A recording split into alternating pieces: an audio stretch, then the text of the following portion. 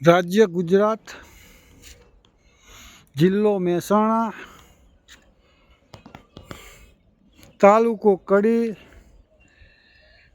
ગાંવ જુલાસણ, અમદાવાદથી મહેસાણાની વચમાં, કલોલથી 10 કિલોમીટર આગળ, ફાટક નંબર 226 બંધ કરી દેવાથી કિસાનોને અવર જવર માટે તકલીફ પડે છે. સાઈડમાં સીલિંગ મારી દેવાથી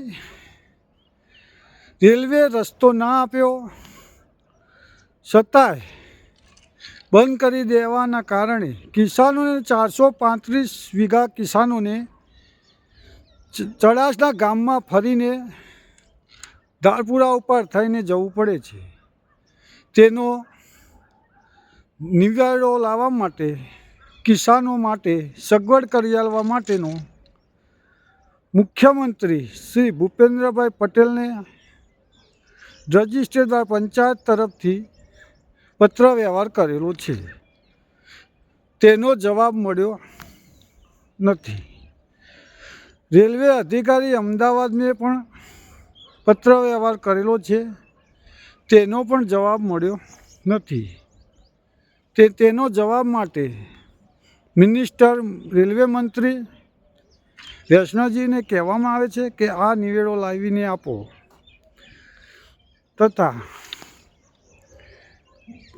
Gujarat social media, TV media,